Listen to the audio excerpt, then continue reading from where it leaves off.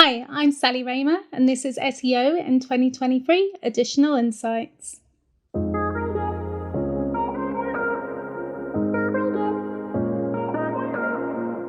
Sally, what's your additional insight for SEO in 2023?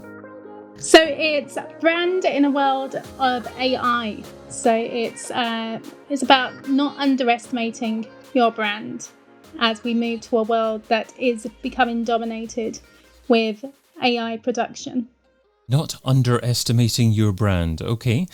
So what do you do to treat your brand in a better way so that AI will appreciate what you're doing a little bit more? So I think it's defining what your brand is, first of all, and staying true to that in any, especially, we can use AI for a lot of different tasks, but when we're talking about brand, we're talking about AI copywriting. And I think because of the time savings and how cheap it can be to produce this content en masse, a lot of brands, a lot of companies are losing sight of their brand values, their brand language, their vocabulary, their energy, who they are. So it's really about defining that brand before you even begin an AI copywriting project, and then also installing that brand once it comes out of the other end. So you mentioned that phrase a couple of times. You said defining what your brand is. How do you define what your brand is, and where should you include that content? So when we're talking about our brand, we're talking about everything from the logo to the colours you use, to the language you use, to the way you express yourself. And I would really start with thinking about, what are my goals as a company? Who are my target audience and how am I going to reach them? What is my brand energy? So am I quite formal? Am I quite energetic and go? Am I quite reserved and more to the natural side of things? Maybe I'm a sustainable product. So I'd definitely start thinking about that energy, and also thinking about the attitude your brand has, whether that's an attitude of complete authority or whether that's an attitude of talking to your audience as peers, as well as thinking about your syntax and rules. So are you always referring to the brand as the brand, or is the brand a we? That was something really important to embody, as well as thinking about the writing styles you may use. So that could be descriptive and narrative, you could be persuasive, or you could really be about informing people, and it really depends on who your audience is and what you're offering as a product. And again, just going back to your audience and who your audience are, what age group are they, how does your product relate to them? For example, when we look at somebody like Boohoo, they have a lot of adjectives in their vocabulary such as stylish, vibe and coveted, which is very much aimed at the 20 plus audience, where something like a law firm might use less adjectives, be more reserved, be more about informing the user than trying to sell the user something. So really thinking about what words you're using in your vocabulary and how that's going to pass on to all the work you're doing with your copywriters and with AI. I loved you talking about the attitude of your brand. My brand's got an attitude. Bad brand. But I appreciate what you're saying completely there as well. I guess some SEOs will be thinking, I'm part of a big marketing team or I'm part of a big department. It's not really my role to do this. What conversations do SEOs need to be having internally in larger organizations, and with what job roles, and how do they approach this? What specifically do they need to ask different people internally in the companies for? Definitely. I think there can be quite a disparity between brand for this reason, because brand usually sits with the communication team and the brand team itself. So the team that's actually going out there and getting PR coverage and so on. And then that whole narrative, that whole body of who we are as a brand gets lost by the time it comes to the SEO team and down to the copywriters or to whichever tool we use to utilize that process. So as an SEO, it's not strictly your job, no, but it's definitely something you need to embody, and you need to have those conversations with people in brand, with the head of brand, with every other channel, to be honest, even if it's paid. How are they utilizing that pack? How are we actually talking about it? What is there a difference between internal comms and external comms? How do we utilize this in SEO and make sure that that narrative is fluent throughout all our copy on site and off site? Are we talking about fairly traditional brand values here that don't change much through the years, and every SEO needs to be aware of this? Or have the various aspects of the key elements of what a brand is about changed over the last few years because of digital media? I think, in part it is very traditional values, but then I think there's a big transparency that we have because we're digital and because we're online and because things can't be as hidden or kept away from the public as much as somebody might like. So you don't have as much control of that narrative as you might like. So we're definitely talking about those traditional values, but it's also how to handle that with your public image and how the two match together, because it's very well saying, we are high quality, which is what I see on lots and lots of sites. So we care about quality. Quality is our number one objective. And then you walk into one of their high street shops and you feel the quality of their material, and it's obviously not one of their objectives. And we're living in an age where it's heavily on the consumer side. It's not in terms of businesses are creating that demand, and we're in a position to say whatever we want regardless and still have customers walk through the door. We have high competition. We have a lot of different companies with a lot of creativity and a lot of resources in terms of really creating brand values that ring true throughout everything that they do. So we're talking about staying true to a brand in the world of AI. Are you saying that if you do a great job of traditional brand values and living that and articulating that on your website, then that is enough for AI to understand what your brand represents? Or do you have to do anything specific in relation to dealing with AI potentially to explain to AI what your brand is about?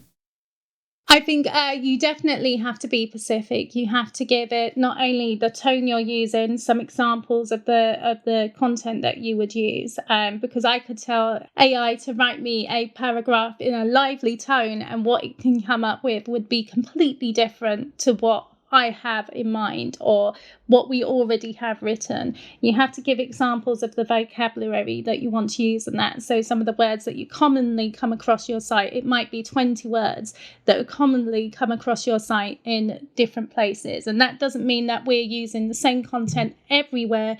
We really are talking about adjectives here and the language we use to describe our products and our services that reflect our brand and not the wider use of language. In addition, we want to be able to tell AI that who our customers are and give them a description not of their age group and where they're located, but about their interests and some more samples of some other content that really resonates highly with them.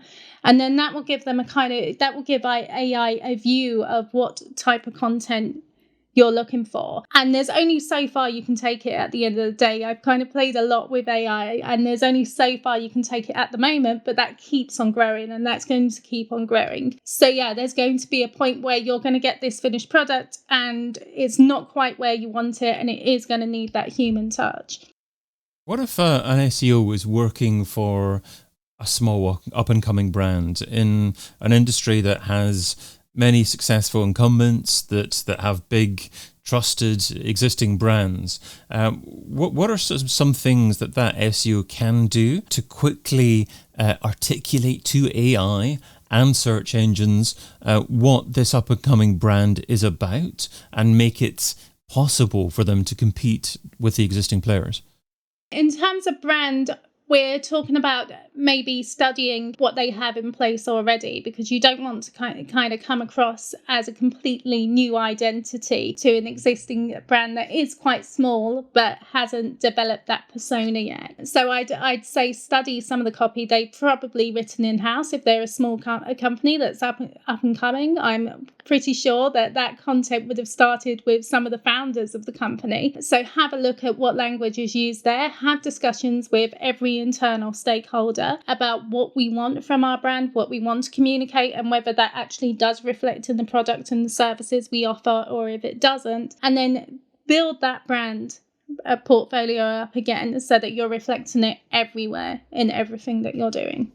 Great. Okay. And another a successful way of dealing with bigger players is sometimes actually skating to where the puck will be, as opposed to actually getting the pass where it happens to be at the moment. In other words, a lot of existing players will be competing with perhaps popular keyword phrases now, or in markets that are quite strong at the moment, but perhaps they can think of where the business is going to be in 6 months' time, in a year's time, and plan for that. Is that a successful strategy for smaller businesses trying to build a brand, do you think?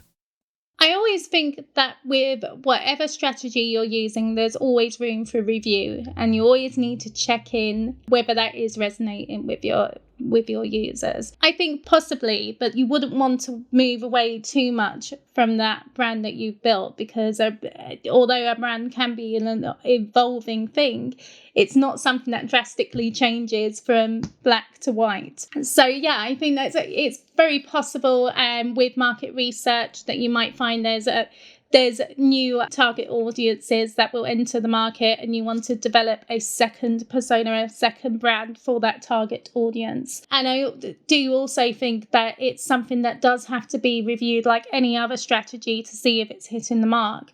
And you can do that through traditional SEO measurement methods. So looking at things like the engagement rate, time on page, and how many pages are being viewed per session, which really tells you whether users are engaging with that content or not, as well as using some of the actual UX tools that tell you how users are engaging with a page exactly. Now, lastly, in relation to branding, I don't want you to name a brand here because I'm asking for something negative, but what tends to be a common poor thing that you see in relation to what brands are doing with their online brand strategy at the moment? I mean, is there any common trait that you're seeing with brands that aren't doing particularly well? Is there something, for instance, that you would recommend that businesses look at and change that they're currently doing? I think I see, and this is less so the bigger businesses, a lot of small businesses tend to lack a brand identity and tend to lack knowledge on who their target audience is. I hear a lot that it could be a company of 1 people or a company of 20, and it's not really the company size that decides whether a user is going to buy with you. So I would say doing their research is a common pitfall that I see among companies, actually knowing who their audience is before building that brand, because it's very well saying, oh, hi, here I am. But if you're not engaging with your audience, you've missed the mark. You've shared what SEO should be doing in 2023, so now let's talk about what SEO shouldn't be doing. So what's something that's seductive in terms of time, but ultimately counterproductive? What's something that SEO shouldn't be doing in 2023? I think definitely as we look at AI and content production and programmatic content, it seems really seductive, right? We can create whole pages of content for pennies in compared to paying copywriters their fair share. I'd say steer away from it, using it just and relying on that tool just in itself. Definitely still utilize your copywriters. They're going to be investigating those tools.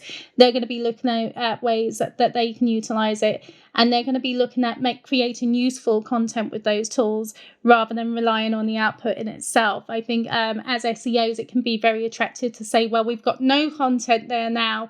If we programmatically run this now, we can have 20 pages with content that didn't have content before, and it can be done overnight. But you're just damaging your topic authority really by doing that. Great thoughts. Sally Raymer is SEO consultant at SEO in Motion, and you can find her over at seoinmotion.com. Sally, thanks so much for adding your additional insight to SEO in 2023. Super. Thank you, David. I've been your host, David Bain, and you've been listening to SEO in 2023 Additional Insights, a majestic series that complements the original SEO in 2023 podcast, video series, and book. Find out more over at seoin2023.com.